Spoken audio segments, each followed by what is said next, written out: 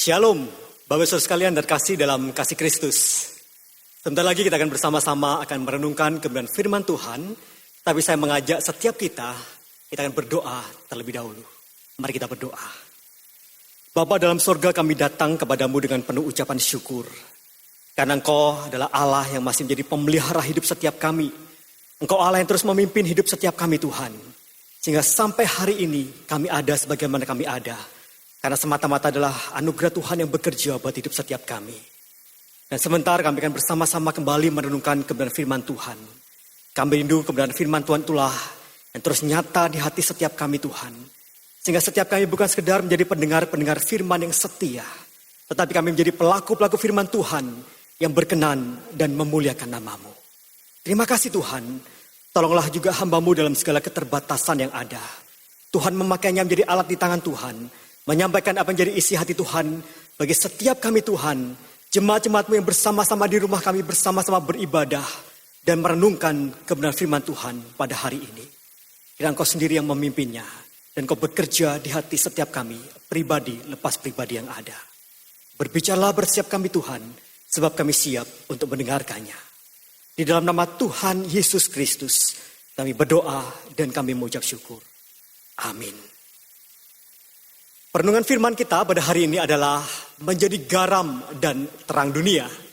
Mari bersama-sama kita akan melihat bagian firman Tuhan yang terambil dari Injil Matius pasal yang kelima, ayat yang ke-13 hingga ayat yang ke-16. Demikian firman Tuhan. Kamu adalah garam dunia. Jika garam itu menjadi tawar, dengan apakah ia diasinkan? Tidak ada lagi gunanya selain dibuang dan diinjak orang. Kamu adalah terang dunia, kota yang terletak di atas gunung tidak mungkin tersembunyi. Lagi pula orang tidak menyalakan pelita, lalu meletakkannya di bawah gantang, melainkan di atas kaki dian, sehingga menerangi semua orang di dalam rumah itu. Demikianlah hendaknya terangmu bercahaya di depan orang, supaya mereka melihat perbuatanmu yang baik dan memuliakan Bapamu yang di sorga. Semakin jauh kebenaran firman Tuhan kita pada hari ini. Bapak sekarang tentu saja kita mengenal ada satu ungkapan homo homini lupus. Manusia adalah serigala bagi sesamanya. Di tengah-tengah situasi wabah COVID-19 ini, Bapak sekalian, masih saja ada orang-orang tertentu, Bapak sekalian, yang memanfaatkan situasi yang genting ini dengan cara dia memprovokasi lewat aksi vandalisme, untuk melakukan penjarahan dan tindakan-tindakan anarkis yang lainnya. Kelompok ini menamakan diri adalah kelompok anarko. Tetapi kepolisian dengan sigap kemudian menangkap beberapa aktor yang menyebabkan akan penghasutan-penghasutan ini agar tidak semakin meresahkan masyarakat. Saudara, ini jadi satu contoh kecil bagaimana dunia dalam natur keberdosaannya bukan lagi menjadi sumber damai sejahtera bagi sesamanya. Tetapi menjadi penghancur, menjadi peneror bagi sesama umat manusia. Beberapa waktu yang lalu kalau kita bisa tahu tindakan-tindakan seperti panic buying bahasa sekalian. Di supermarket-supermarket ketika awal mula pandemi COVID-19 itu terjadi di Indonesia. Atau satu kisah pilu. Di mana sebagian masyarakat di sebuah desa di Sewakul di Jawa Tengah, ketika mereka kemudian menolak pemakaman jenazah seorang perawat yang meninggal karena terpapar COVID-19 dalam tugas mereka, dalam tugasnya. Saudara, tidakkah itu menjadi satu hal yang menunjukkan begitu banyak orang masih hidup dalam keegoisan dan begitu banyak orang mereka telah kehilangan hati nurani bagi sesama mereka sendiri. Dan dalam situasi yang seperti inilah, sangat tepat pada hari ini, firman Tuhan berbicara bagi setiap kita. Kita diingatkan akan identitas kita sebagai orang percaya. Untuk menjadi garam dan menjadi terang dunia. Sebagaimana juga disampaikan oleh Tuhan Yesus melalui khotbahnya di atas bukit. Saudara, kalau kita mencoba memperhatikan dalam Injil Matius pasal yang kelima ini, dalam khotbah Tuhan Yesus, maka dikatakan di sana di ayat yang pertama, bahwa ketika Tuhan Yesus berkhotbah kepada orang banyak, maka ada orang banyak dan juga para murid yang mendengarkan khotbah Tuhan Yesus. Mulai ayat 3 sampai ayat ke-12 dalam khotbahnya, Tuhan Yesus berbicara tentang ucapan-ucapan bahagia saudara sekalian. Dan dalam ucapan bahagia itu Tuhan mengatakan kepada mereka. Saudara perhatikan di sana. Satu perkataan dari Tuhan Yesus ketika Tuhan berkata, berbahagialah orang karena mereka. Tetapi ketika kita sudah masuk di ayat ke-13, maka di sana kita bisa melihat bahwa ada sebuah perubahan. Yesus sengaja mengubah kata ganti orang dari mereka kepada kamu. Dan di sana kita bisa tahu, Tuhan Yesus menunjukkan itu kepada para murid yang ada di dekatnya. Ketika Tuhan Yesus berkata, kamu adalah garam dunia. Saudara, apa maksud garam yang dimaksud oleh Tuhan Yesus dalam bagian firman Tuhan ini? Pertama, bisa jadi Tuhan Yesus berbicara tentang garam dan itu mengacu kepada apa yang tertulis dalam Alkitab, dalam Perjanjian Lama. Misalnya Bapak sekalian, dalam Bilangan pasal yang ke-18 dan juga dalam 2 Tawarik pasal yang ke-13, maka di sana disebutkan tentang perjanjian garam atau garam perjanjian. Dan garam itu mengacu pada perjanjian yang bertahan lama. Demikian juga dalam Yeskiel pasal 16 ayat ke-4. Maka di sana memunculkan satu kisah tentang kelahiran bayi yang harus dibilas dengan garam. Dan garam yang dimasukkan adalah satu simbol pembersihan diri. Demikian juga Esra pasal yang ke-6 dan Esra pasal yang ke-7. Di sana juga mencatat tentang gudang-gudang yang berisi garam dalam pengawasan yang khusus.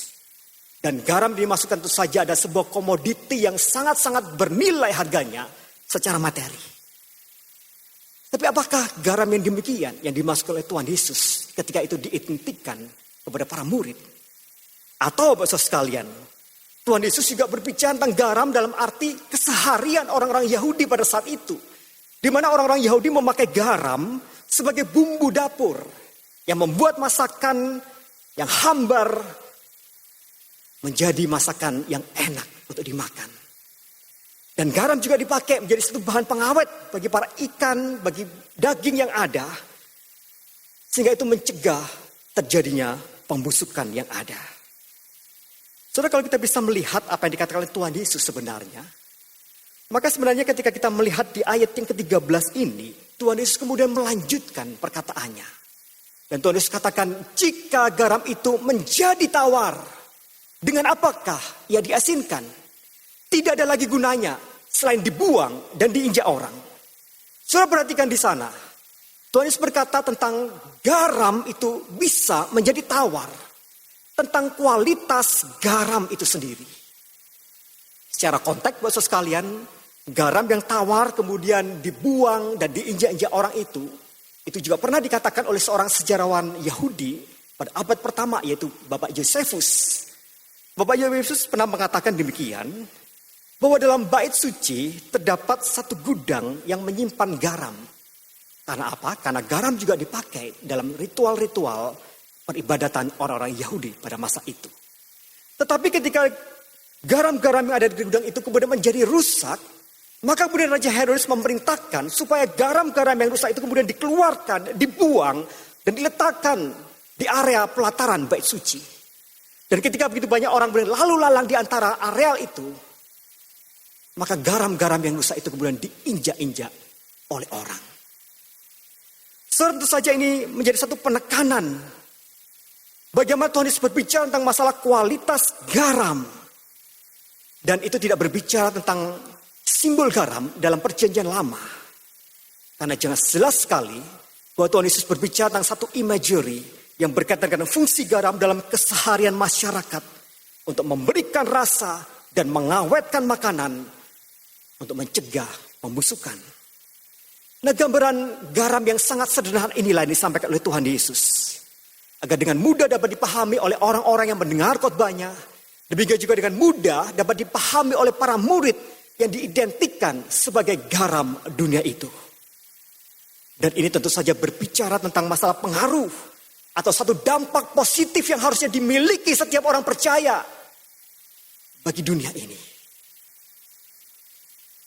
Saudara, orang-orang dalam dunia ini, mereka adalah orang-orang yang membutuhkan satu rasa di tengah-tengah dunia yang hambar. Orang-orang dalam dunia ini adalah orang-orang yang membutuhkan sebuah pengaruh yang positif dalam dunia ini. Yang dapat mencegah segala kebusukan dan kebobrokan moral yang terjadi dalam dunia ini. Dan sebagaimana garam itu. Ketika garam itu kemudian menjadi tawar. Dan garam itu kemudian dibuang, diinjak-injak orang dan tidak berguna. Demikian juga setiap orang percaya. Ketika orang percaya dipanggil menjadi garam itu. Dan ketika garam itu tidak lagi berfungsi. Tidak memberikan pengaruh positif bagi dunia ini. Maka setiap orang percaya pun juga pada akhirnya dianggap tidak berguna di hadapan Tuhan. Saudara, kehadiran orang-orang percaya seharusnya memiliki satu kontribusi, pengaruh yang positif bagi dunia ini. Dan itu pula dikatakan oleh Tuhan Yesus dalam imagery yang kedua. Ketika Tuhan Yesus berbicara kemudian kepada para murid. Kamu adalah terang dunia. Dan kemudian Tuhan Yesus melanjutkan tentang kota yang ada di atas bukit. Dan berbicara tentang pelita yang seharusnya ada di atas kaki Dian, Bapak sekalian. Dan semua itu diidentikan sebagai sebuah terang yang harusnya bersumber dari Tuhan. Dan sumber itu menjadi satu sumber yang harusnya terus menyala dan tidak boleh disembunyikan. Tapi kita bisa tahu begitu banyak orang-orang percaya mereka menyembunyikan terang mereka. Dan mereka bersembunyi di balik kenyamanan dari janji-janji keselamatan dan janji-janji berkat yang sudah dijamin oleh Tuhan itu sendiri. Tapi terang itu sendiri adalah sesuatu yang seharusnya terlihat. Demikian juga kehadiran setiap kita orang-orang percaya dalam dunia ini, Bapak sekalian. Kehadiran kita harusnya terlihat di tengah-tengah segala komunitas. Dan kita seharusnya memperlihatkan jati diri kita. Sebagai seorang yang beriman kepada Tuhan. Yang memberikan pengaruh yang positif bagi dunia ini. Memberikan pengaruh yang positif bagi komunitas di mana kita berada. Dan Tuhan kemudian mempertegas bahwa tujuan mengapa kita dipanggil untuk menjadi garam. Mengapa kita dipanggil untuk menjadi terang dari dunia ini. Tuhan katakan di ayat ke-16. Supaya mereka melihat perbuatanmu yang baik dan memuliakan Bapamu yang di sorga. Saudara perhatikan di sana. Tuhan Yesus katakan supaya mereka melihat perbuatanmu. Tuhan Yesus berkata supaya mereka melihat perbuatan Allah yang adikodrati dan spektakuler itu dinyatakan bagi setiap mereka. Saudara, memang Allah mampu menyatakan segala perbuatan-perbuatan yang luar biasa. Allah mampu menyatakan satu perbuatan-perbuatan yang spektakuler dalam dunia ini tanpa keterlibatan manusia.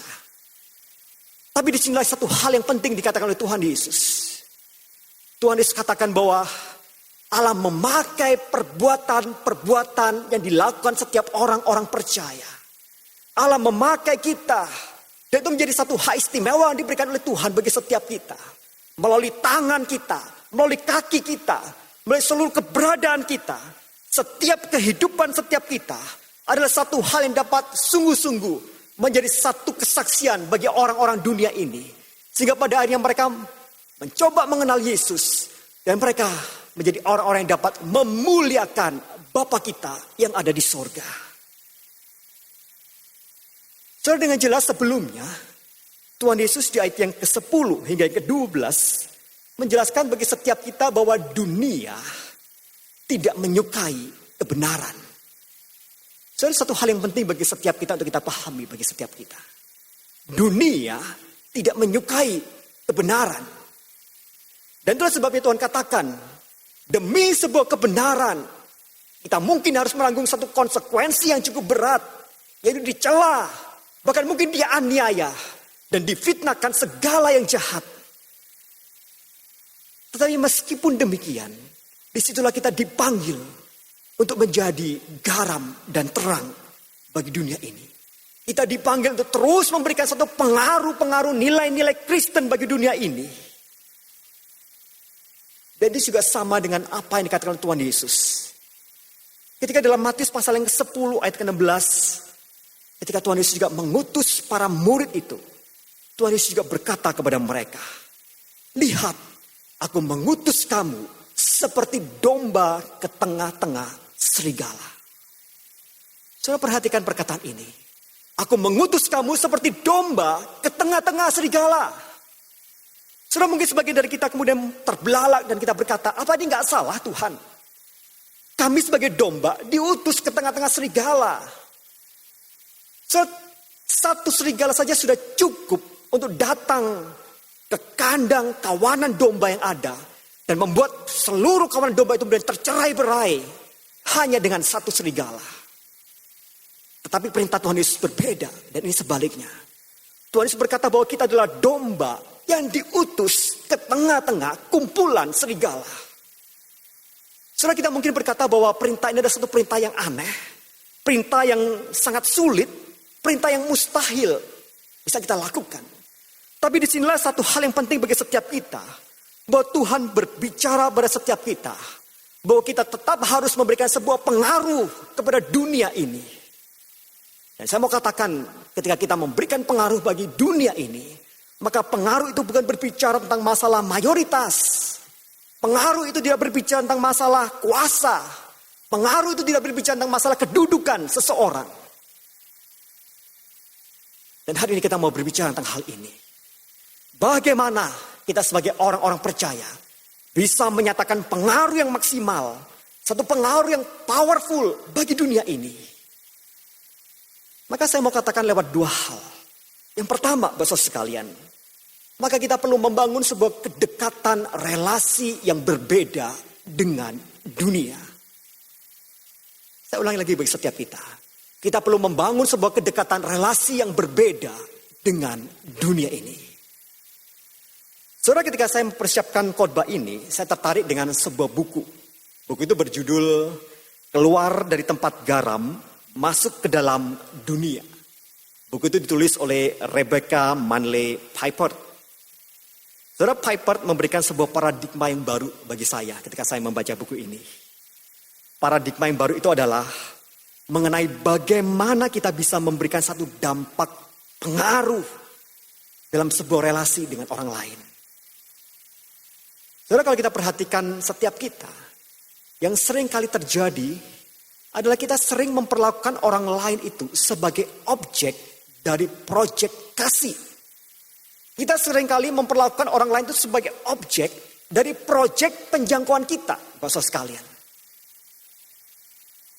Dan kalau kita memiliki pemikiran yang demikian,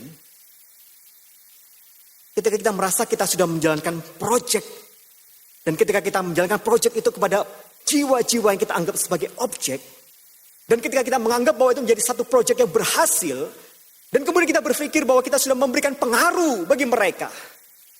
Apakah benar demikian, Bapak Saudara sekalian? Saudara, disinilah kita perlu coba memikirkan ulang.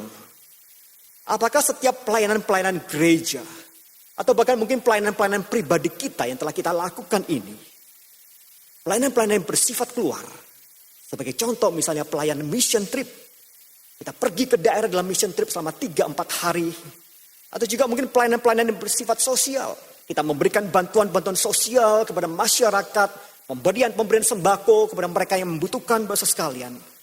Apakah kita anggap itu sebagai sebuah proyek? Dan setiap orang yang kita layani itu adalah sebagai objek dari proyek yang kita lakukan itu.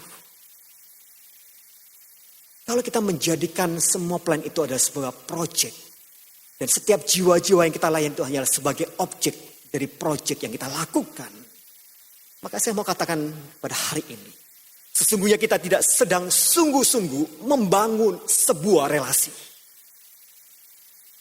Saudara, saya mau katakan bagi setiap kita, sebuah aksi tanpa relasi tidak akan pernah menimbulkan sebuah pengaruh yang maksimal bagi orang-orang yang demikian itu.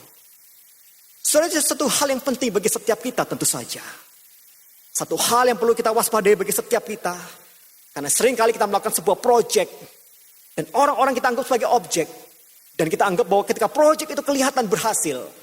Kita harus katakan kepada orang-orang itu bahwa kita telah membawa sebuah pengaruh yang luar biasa di tengah-tengah kehidupan mereka.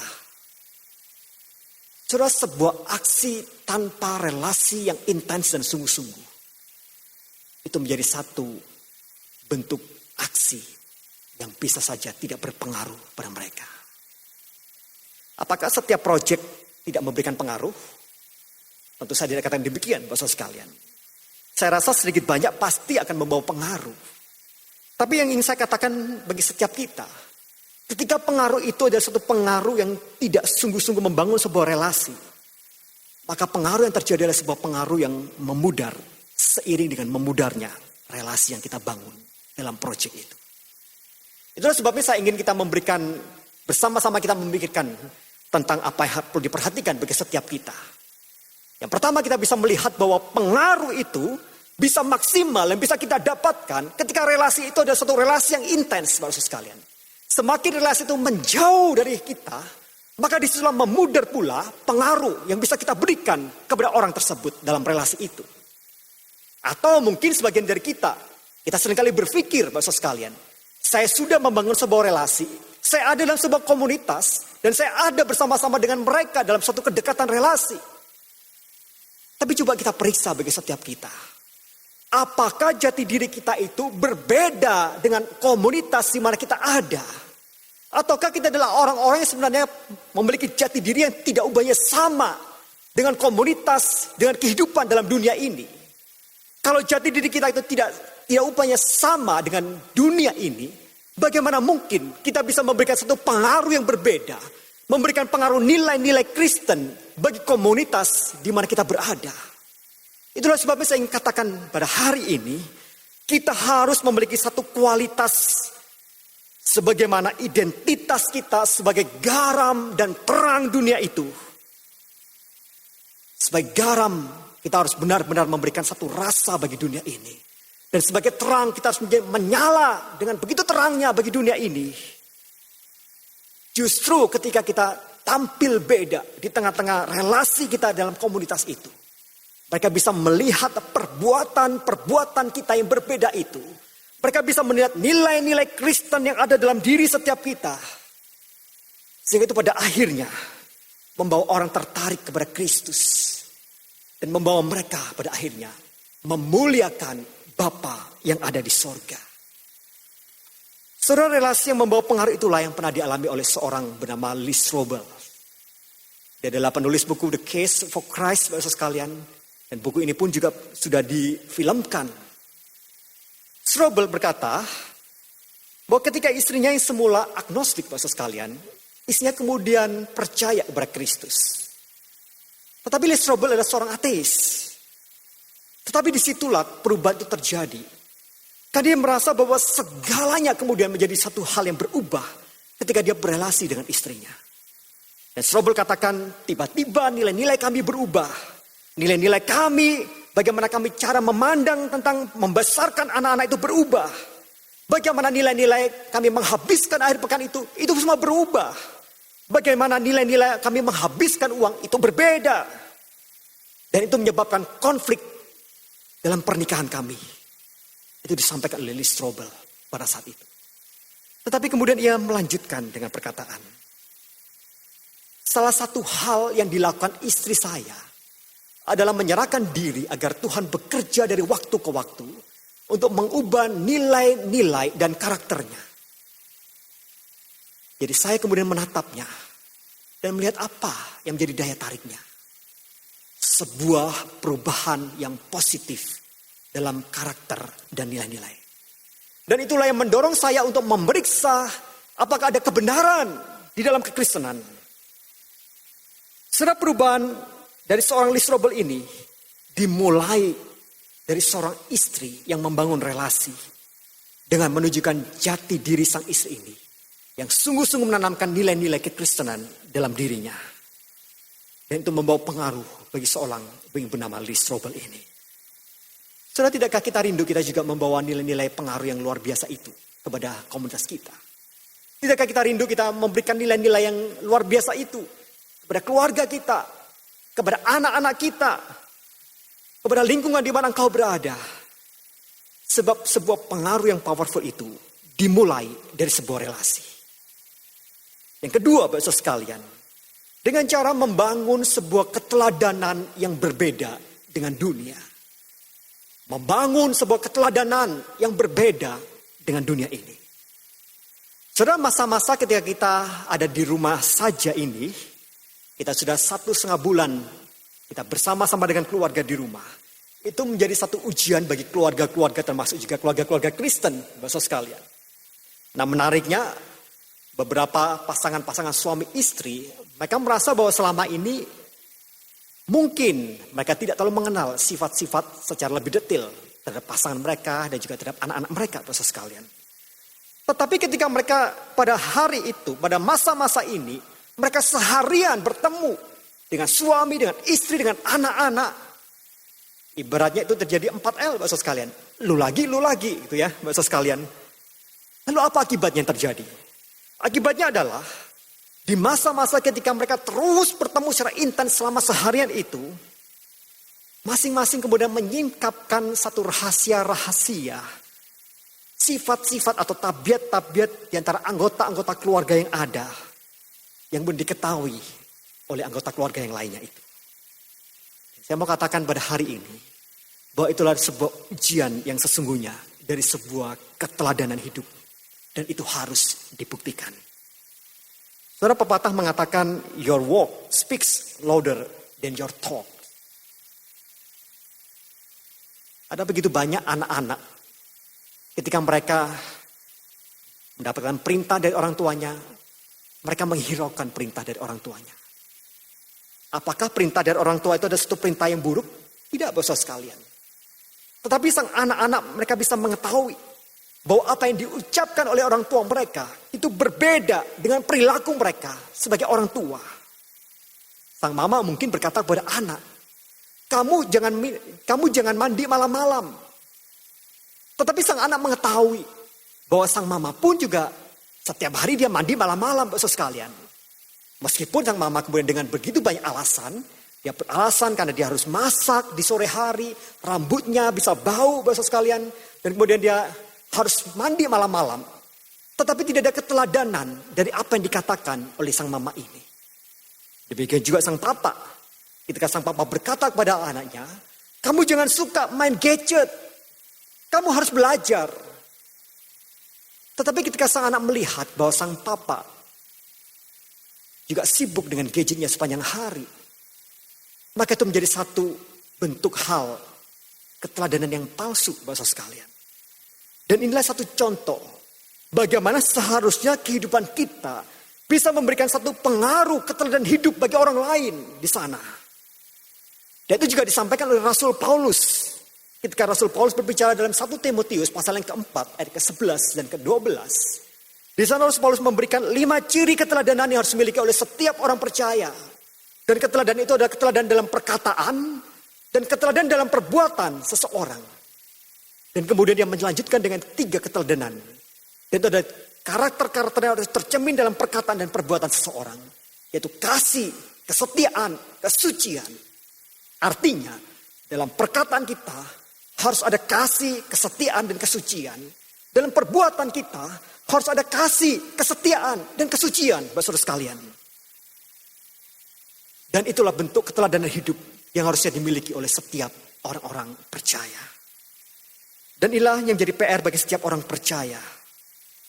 Bagaimana keteladanan yang ada dalam diri kita itu membawa nilai pengaruh yang maksimal, yang powerful bagi orang lain.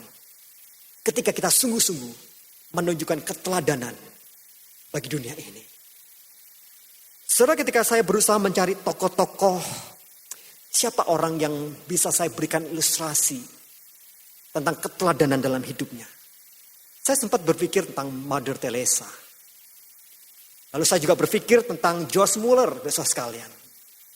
Tetapi kemudian perhatian saya justru lebih tertuju kepada pribadi ini. Sang Guru Agung, yaitu Tuhan kita, Yesus Kristus. Saudara, ada satu peristiwa yang tidak terduga yang bisa kita lihat dalam Injil Lukas. Satu peristiwa ketika Tuhan Yesus dia tergantung di atas kayu salib, Bapak sekalian. Dan di bawah kayu salib itu ada seorang kepala pasukan Romawi yang selama ini selalu bersama-sama dan mengawal Yesus sejak penangkapan Tuhan Yesus sampai Tuhan Yesus kemudian disesah. Bahkan pada akhirnya Tuhan Yesus tergantung di atas kayu salib. Kepala pasukan Romawi itu selalu ada dan menyaksikan keberadaan diri Tuhan Yesus. Dan pada momen-momen ketika Tuhan Yesus mengucapkan kalimat terakhir di atas kayu salib, sang perwira itu dengan gemetar yang merasakan momen itu. Dan Tuhan Yesus berkata, Bapa, ke dalam tanganmu kuserahkan nyawaku. Dan ketika Tuhan Yesus kemudian menyerahkan nyawanya, kepala pasukan itu melihat apa yang terjadi itu.